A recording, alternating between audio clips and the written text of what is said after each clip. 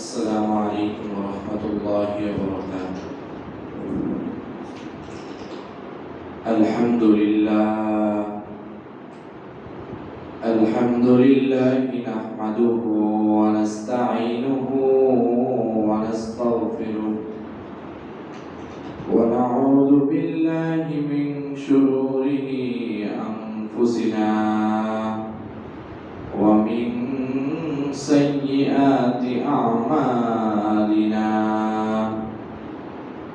من يهده الله فلا مضل له ومن يضلله فلا هادي له، ونشهد أن لا إله إلا الله وحده لا شريك له، ونشهد أن سيدنا وسندنا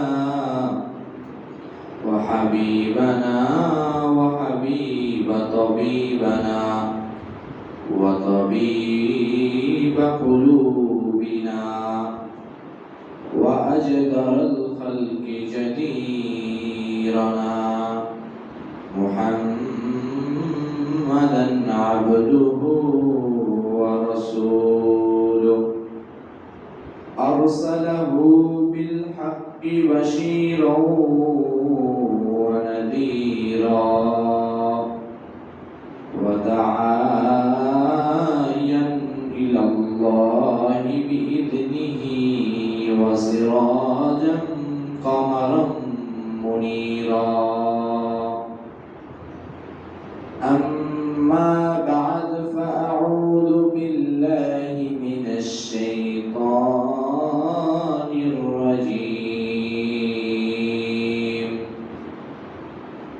بسم الله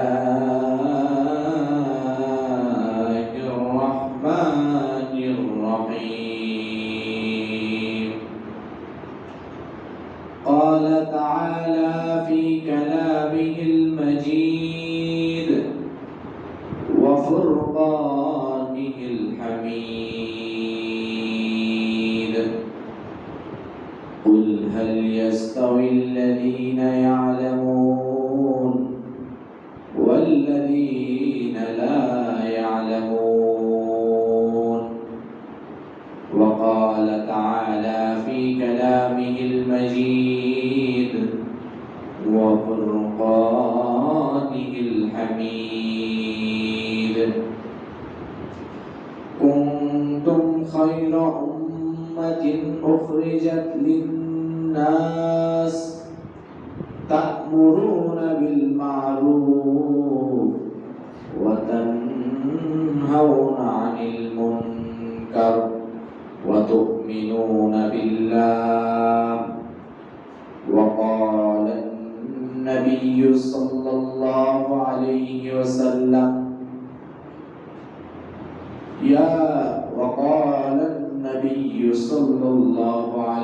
وسلم أنا سيد الناس يوم القيامة. وقال النبي صلى الله عليه وسلم إنما بعثت لأتمم صالح الأخلاق. وقال النبي مصدوق صلى الله عليه وسلم إنما بعثت لأتمم بجوامع الكلم. وقال النبي صلى الله عليه وسلم طلب العلم فريضة على كل مسلم. صدق الله المولانا العظيم وصدق رسوله النبي الأمي الكريم، ونحن على ذلك لمن الشاهدين والذاكرين والشاهدين، والحمد لله رب العالمين. اللهم صل على محمد وعلى آل محمد كما صليت على إبراهيم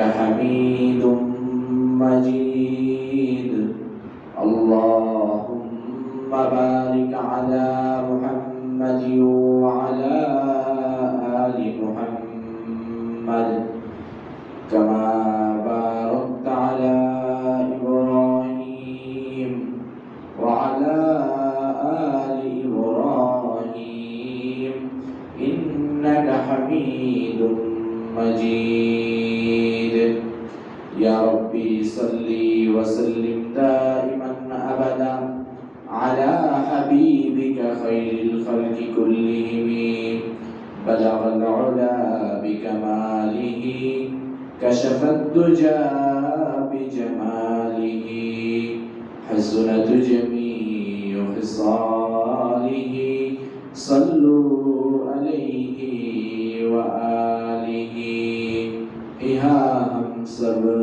मुसाफिर हैं कब्र आखिर ठिकाना कोई आगे रवाना है कोई पीछे रवाना बलगल उला बिकमालिही कशफत दुजा बिजमालिही हसनत जमीअ खिसालिही सल्लु अलैहि व आलिहि सल्लिमु या कौम मुबारक सल्लु अला सद्रिल अमीन मुस्तफा मा जाइलना रहमतल लिल आलमीन सुब्हानक ला इल्म लना इल्ला मा अल्लमतना इन्नका अंतस समीउल अलीम अल्हम्दुलिल्लाह सुम्मा अल्हम्दुलिल्लाह अल्लाह जल्ल जलालुहु अम्मा नवालुहु पाक रब्बुल आलमीনের দরবারে লাখো কোটি শুকরিয়া লাখো কোটি সুজুদ যে আল্লাহ পাক রব্বুল আলামিন আপনাকে আমাকে তার হাজারো বান্দাদের মধ্য থেকে নির্বাচিত করে হাজারো বান্দাদের থেকে ভালোবেসে আপনাকে আমাকে মোহাব্বত করে এই আল্লাহর ঘরে দুনিয়ার সর্বশ্রেষ্ঠ জায়গায় মসজিদে আসার এবং বসার এবং কিছু ইমানি মুজাকারার মধ্যে শরীক হওয়ার তৌফিক দান করেছেন এর জন্য শুকরিয়া জানাই আলহামদুলিল্লাহ। मेरे मोहतरम दोस्तों बुजुर्गों আল্লাহ তাআলা যাকে বেশি ভালোবাসেন যাকে মোহাব্বত করেন যাকে পছন্দ করেন তাকেই নেক আমল কাজ করার তৌফিক দান করেন এবং যাকে ভালোবাসেন না তাকে আল্লাহ তাআলা নেক আমল করার তৌফিক দান করেন না এবং খারাপ কাজ থেকে বেঁচে থাকার তৌফিক দান করেন না। मेरे मोहतरम दोस्तों बुजुर्गों আল্লাহ তাআলা আমাদেরকে ভালোবেসেন বিদায় আল্লাহ তাআলা আমাদেরকে দুনিয়ার সর্বশ্রেষ্ঠ জায়গা মসজিদে আসার তৌফিক দান করেছেন। হুজুর সাল্লাল্লাহু আলাইহি ওয়াসাল্লাম হাদিস শরীফে বলেন যে ব্যক্তি পবিত্র জুমার দিনে সর্বপ্রথম মসজিদে আসবে আল্লাহ তাআলা তাকে একটি উট কুরবানি করার সওয়াব দান করবেন। তারপরে যে আসবে তাকে একটি গরু কুরবানি করার সওয়াব দান করবেন। তারপরে যে আসবে আল্লাহ তাআলা এরকম ধারাবাহিকতা হুজুর সাল্লাল্লাহু আলাইহি ওয়াসাল্লাম বলে দিয়েছেন যে তারপরে যে আসবে তাকে একটা পরিমাণ সওয়াব দান করবে, তারপরে যে আসবে তাকে একটা পরিমাণ সওয়াব দান করবে। এরকম পর্যন্ত ততক্ষণ চলতে থাকবে যতক্ষণ খতিব সাহেব জুমার খুতবা দেওয়ার জন্য দাঁড়িয়ে না যাবে, ততক্ষণ মসজিদের দরজার সামনে দুইজন ফেরেশতা বসে বসে এরকম নেক আমল লিখতে থাকবে। যখন খতিব সাহেব মিম্বারে দাঁড়িয়ে যাবে খুতবার জন্য তখন সেই ফেরেশতা চলে যাবে। তো এই জন্য আমরা আগে ভাগে আসছি, এই জন্য আরেকবার শুকরিয়া আদায় করি আলহামদুলিল্লাহ। मेरे मोहतरम दोस्तों बुजुर्गों আল্লাহ তাআলা আমাদেরকে এত বড় নিয়ামত দান করেছেন যে আল্লাহ তাআলা আমাদেরকে কোন রকম দোয়া কান্নাকাটি ছাড়াই আল্লাহ তাআলা আমাদেরকে এমন এক নবীর উম্মত বানিয়েছেন যাকে সৃষ্টি না করলে আল্লাহ তাআলা এই কুল কায়নাত, এই আসমান, এই জমিন, এই মানুষ কিছুই সৃষ্টি করত না। मेरे मोहतरम दोस्त बुजुर्गों, हाँ, हुजूर सल्लल्लाहु अलैहि वसल्लम হাদিস শরীফে বলেন, আনা সাইয়্যিদুন নাস, আমি হলাম মানুষদের সরদার। দুনিয়ার শুরু থেকে শেষ পর্যন্ত যত মানুষ আসবে, হুজুর সাল্লাল্লাহু আলাইহি ওয়াসাল্লাম প্রত্যেকটা মানুষের সরদার, প্রত্যেকটা মানুষের নেতা হচ্ছে আখিরি নবী জনাবে মুহাম্মদুর রাসূলুল্লাহ সাল্লাল্লাহু আলাইহি ওয়াসাল্লাম। मेरे मोहतरम दोस्त बुजुर्गों, আজকে আল্লাহ চাহে তো এই হুজুর সাল্লাল্লাহু আলাইহি ওয়াসাল্লামের সুন্নতের উপর আমল করার কিছু ফজিলত নিয়ে বর্ণনা করব ইনশাআল্লাহ। আল্লাহ তাআলা পবিত্র কোরআনুল কারীমে বলেন, ওমা আরসালনাকা ইল্লা রাহমাতাল লিল আলামিন। আল্লাহ তাআলা পবিত্র কোরআনুল কারীমে বলেন, এ দুনিয়ার মানুষ, তোমরা শোনো, তোমরা জেনে রাখো, আমি আখিরি জামানার নবী জনাবে মুহাম্মদুর রাসূলুল্লাহ সাল্লাল্লাহু আলাইহি ওয়াসাল্লামকে তোমাদের উভয় জাহানের জন্য রহমত স্বরূপ প্রেরণ করলাম। আল্লাহ তাআলা অপর আয়াতে বলেন, লাকাদ কানা লাকুম ফি রাসূলিল্লাহি উসওয়াতুন হাসানাহ। এই দুনিয়ার মানুষ, তোমরা যদি উত্তম আদর্শবান হতে চাও, তোমরা যদি স্মার্ট হতে চাও, তোমরা যদি নিজেদেরকে সভ্য বলতে চাও, তাহলে তোমরা আমার হাবিব, আমার রাসূল জনাবে মুহাম্মদুর রাসূলুল্লাহ সাল্লাল্লাহু আলাইহি ওয়াসাল্লামের অনুসরণ করো। জনাবে মুহাম্মদুর রাসূলুল্লাহ সাল্লাল্লাহু আলাইহি ওয়াসাল্লাম কিভাবে চলাফেরা করেছে, তোমরা সেইভাবে চলাফেরা করো। জনাবে মুহাম্মদুর রাসূলুল্লাহ সাল্লাল্লাহু আলাইহি ওয়াসাল্লাম কিভাবে খাওয়া দাওয়া করেছে, সেইভাবে চলো। জনাবে মুহাম্মদুর রাসূলুল্লাহ সাল্লাল্লাহু আলাইহি ওয়াসাল্লাম কিভাবে নিজের জীবন যাপন করেছে, কিভাবে রাষ্ট্র পরিচালনা করেছে, কিভাবে মানুষদের সাথে ব্যবহার করেছে, সেইভাবে চলাফেরা করো। তো দুনিয়া শুরু থেকে শেষ পর্যন্ত তোমরা স্মার্ট ম্যান হয়ে থাকবে। জনাবে মুহাম্মদুর রাসূলুল্লাহ সাল্লাল্লাহু আলাইহি ওয়াসাল্লাম হাদিস শরীফের মধ্যে বলেন, ইন্নামা বুইসতু লিতাম্মি মাসালিহাল আখলাক। হে আমার উম্মতরা, তোমরা জেনে রাখো, তোমরা শোনো, দুনিয়ার শুরু থেকে শেষ পর্যন্ত তোমরা যদি স্মার্ট হতে চাও, তোমরা যদি সভ্য হতে চাও, তাহলে তোমরা আমার অনুসরণ করো।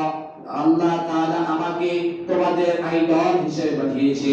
তোমরা যদি আমাকে আইডল হিসেবে মেনে নাও, তোমরা যদি আমাকে অনুসরণ করো, আমি কিভাবে ব্যবসা করেছি আমার ব্যবসার অনুসরণ করো, আমি কিভাবে রাষ্ট্র পরিচালনা করেছি আমার রাষ্ট্র পরিচালনার অনুসরণ করো, আমি কিভাবে আমার পারিবারিক জীবন চালনা করেছি সেইভাবে পারিবারিক জীবন চালনা করো, আমার পোশাক কেমন ছিল আমার পোশাকের অনুসরণ করো।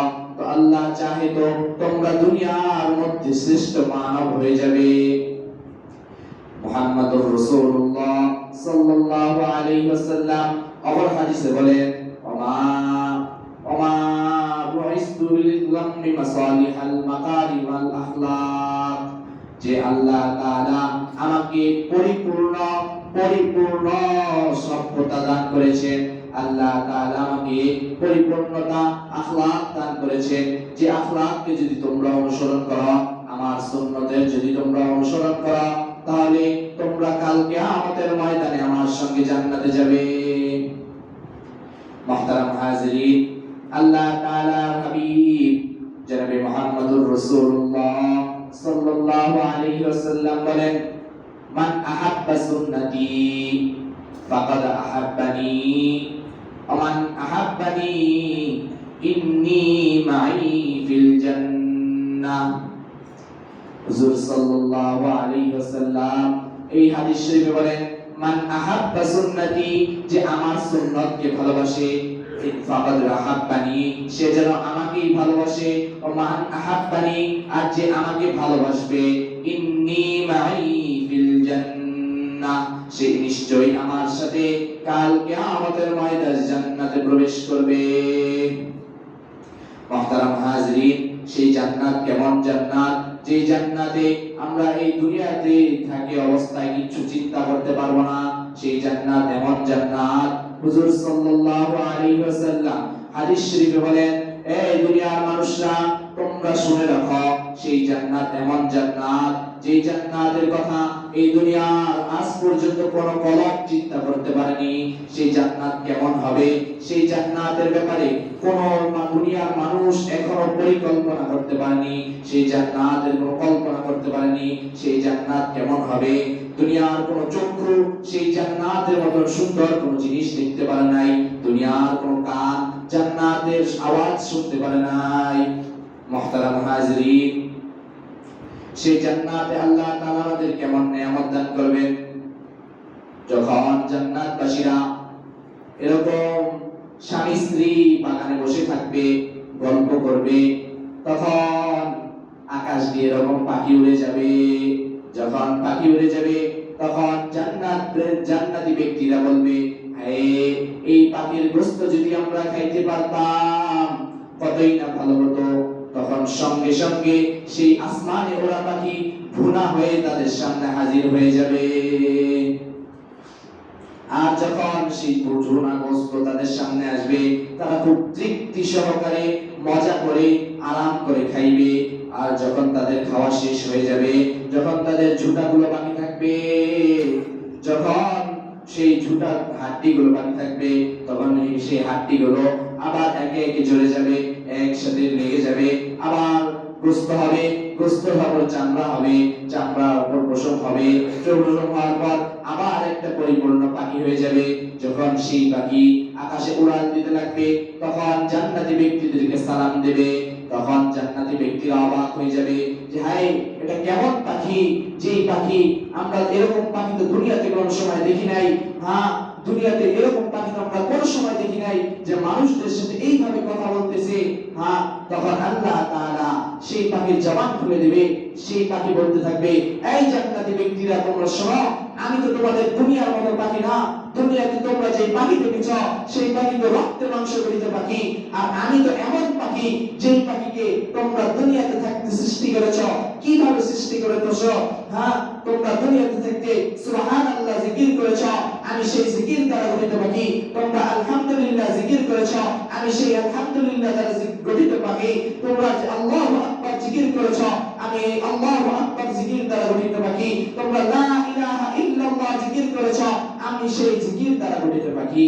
এই জন্য আমরা দুনিয়াতে থাকতে সব সময় বেশি বেশি করে জিকির করব, সব সময় মনে মনে পড়তে থাকব, লা ইলাহা ইল্লাল্লাহ, লা ইলাহা ইল্লাল্লাহ, লা ইলাহা ইল্লাল্লাহ। এরকম আমরা সব সময় জিকির করতে থাকবো। আমরা জিকির করতে থাকবো সুবহানাল্লাহ, সুবহানাল্লাহ, সুবহানাল্লাহ, আলহামদুলিল্লাহ, আলহামদুলিল্লাহ, আলহামদুলিল্লাহ। আমরা বেশি বেশি করে জিকির করব। যে ব্যক্তি একবার সুবহানাল্লাহ বলবে, কিতাবের মধ্যে আসছে আল্লাহ তাআলা জান্নাতের মধ্যে একটি গাছ রোপণ করবে। সেই গাছ কত লম্বা হবে, কত লম্বা হবে যে যদি একটি আরবের তেজস্বী ঘোড়া 550 বছর দৌড়াইতে থাকে, দৌড়াইতে দৌড়াইতে দৌড়াইতে তবুও সেই গাছের ছায়া অতিক্রম করতে পারবে না। এর মুহতারাম দোস্ত বুজুর্গ, আমরা একবার সুবহানাল্লাহ বললে এরকম একটা গাছ আল্লাহ তাআলা জান্নাতে রোপণ করবেন। এই জন্য আমরা বেশি বেশি করে জিকির আজকার করতে থাকবো। এর মুহতারাম দোস্ত বুজুর্গ, আমরা যে কথা বলতেছিলাম যে প্রত্যেকটা কাজে হুজুর সাল্লাল্লাহু আলাইহি ওয়াসাল্লামের সুন্নতের অনুসরণ করা। যে কোন ব্যক্তি যদি প্রত্যেকটা কাজে হুজুর সাল্লাল্লাহু আলাইহি ওয়াসাল্লামের অনুসরণ করে, হুজুর সাল্লাল্লাহু আলাইহি ওয়াসাল্লাম কিভাবে কাজ করেছে সেই কাজ সেইভাবেই আদায় করে, হুজুর সাল্লাল্লাহু আলাইহি ওয়াসাল্লাম খানা কিভাবে খাইছে সেইভাবে খানা খায়, হুজুর সাল্লাল্লাহু আলাইহি ওয়াসাল্লাম কিভাবে নামাজ পড়েছে সেইভাবে নামাজ আদায় করে, হুজুর সাল্লাল্লাহু আলাইহি ওয়াসাল্লাম কিভাবে তার স্ত্রীর সাথে ব্যবহার করেছে, তার সন্তানদের সাথে কিভাবে ব্যবহার করেছে, হ্যাঁ, আমরা যদি সেইভাবে আচরণ করতে পারি, আরে ভাই, হুজুর সাল্লাল্লাহু আলাইহি ওয়াসাল্লামের জিন্দেগিতে এমন কোন কাজ নাই যে কাজ হুজুর সাল্লাল্লাহু আলাইহি ওয়াসাল্লামের সুন্নাত নাই। হ্যাঁ, আমরা জরুরত সাথে যাব, সেই জরুরত ছাড়া মধ্যে হুজুর সাল্লাল্লাহু আলাইহি ওয়াসাল্লামের সুন্নাত আছে। আমরা টয়লেটে প্রবেশ করব, আমরা বাম পা দিয়ে প্রবেশ করব। হ্যাঁ, আমরা বসবো, সেখানে হুজুর সাল্লাল্লাহু আলাইহি ওয়াসাল্লামের সুন্নাত। আমরা ধীরে মুখ ব্যবহার করব, হুজুর সাল্লাল্লাহু আলাইহি ওয়াসাল্লামের সুন্নাত। আমরা টয়লেট থেকে বের হব, আমরা ডান পা দিয়ে বের হব, হুজুর সাল্লাল্লাহু আলাইহি ওয়াসাল্লামের সুন্নাত। আমরা হুজুর সাল্লাল্লাহু আলাইহি ওয়াসাল্লামের যদি সুন্নাত আদায় করতে পারি, তো কাল কিয়ামতের ময়দানে ইনশাআল্লাহ হুজুর সাল্লাল্লাহু আলাইহি ওয়াসাল্লাম আমাদের সঙ্গে নিয়ে জান্নাতে প্রবেশ করবে। মেরে মুহতারাম দোস্ত বুজুর্গ, কাল কিয়ামতের ময়দানে যখন সকল উম্মত পেরেশান থাকবে, আম্বিয়া আলাইহিস সালাম পেরেশান থাকবে, সবাই যখন বলতে থাকবে ইয়া নাফসি ইয়া নাফসি ইয়া নাফসি ইয়া রাব্বি ইয়া নাফসি, হে রব আমার চিন্তা করবে, তখন এক জায়গা থেকে আওয়াজ আসবে ইয়া উম্মতি ইয়া উম্মতি ইয়া উম্মতি, হে আমার উম্মত আমার উম্মত আমার উম্মত। মেরে মুহতারাম দোস্ত বুজুর্গ, কাল কিয়ামতের ময়দানে সূর্য আমাদের আধা হাত উপরে থাকবে। সেই সূর্যের তাপ কেমন থাকবে? আমরা দুনিয়াতে আমাদের হাজার হাজার মাইল উপরে সূর্য, এই সূর্যের তাপ কেমন? হ্যাঁ, আমরা যদি একটু রোদে দাঁড়াই আমাদের সহ্য হয় না। সূর্যের 8টা মুখ, এই 8টা মুখের একটা মুখের উল্টো দিক এই সাইডে দুনিয়ার দিকে দেওয়া, তার তাপ আমরা সহ্য করতে পারি না। কাল কিয়ামতের ময়দানে সূর্য থাকবে মানুষের আধা হাত উপরে। হ্যাঁ, সেই তখন কি অবস্থা হবে? তখন দুনিয়া সেই ময়দানের দিকে পুরা 8টা মুখ দুনিয়ার দিকে দেওয়া থাকবে। সেই কিয়ামতের ময়দানে আল্লাহ তাআলা বিচার করবেন।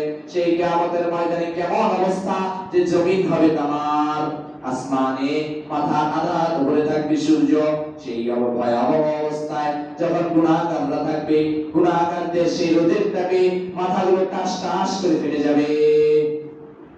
কাল কিয়ামতের ময়দানে যখন এই ভয়াবহ পরিস্থিতি থাকবে, তখন জাহান্নাম উত্তপ্ত হয়ে যাবে। জাহান্নামের গর্ত থেকে বেরিয়ে আসতে লাগবে। জাহান্নামের আগুন যখন এরকম গর্ত থেকে বেরিয়ে আসবে, তখন 70,000 ফেরেশতা সেই জাহান্নামকে আটকে রাখতে পারবে না। তখন সবাই পেরেশান হয়ে যাবে।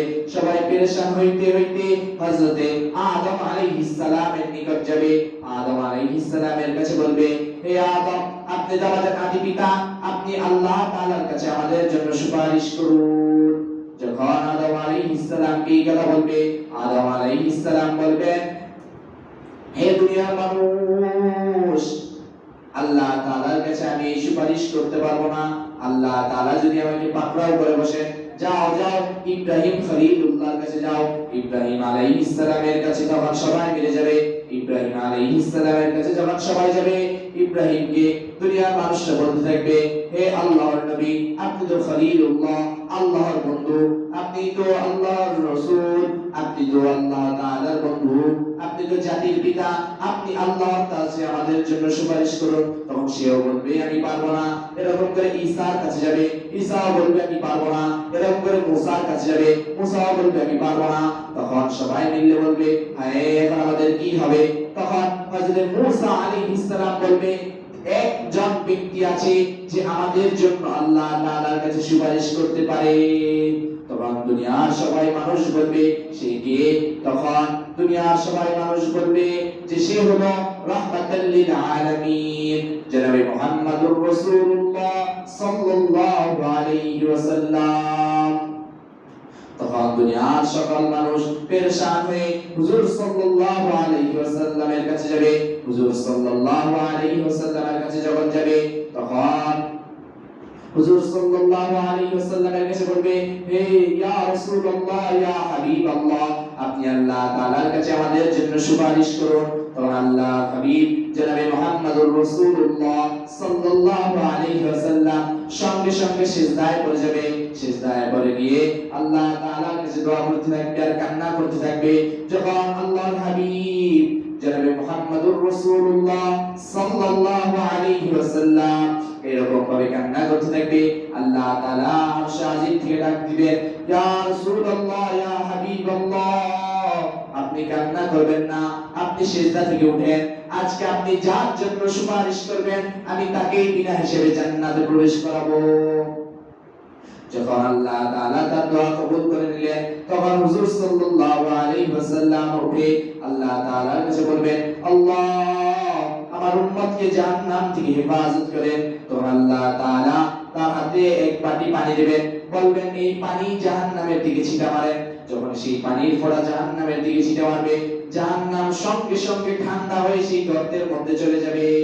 যখন গর্তের মধ্যে চলে যাবে, তখন হুজুর সাল্লাল্লাহু আলাইহি ওয়াসাল্লাম আল্লাহ তাআলার কাছে বলবেন, ইয়া আল্লাহ এটা কিসের পানি? এটা কি জমজমের পানি? এটা কি হাউজে কাউসারের পানি? এটা কিসের বরকতের পানি?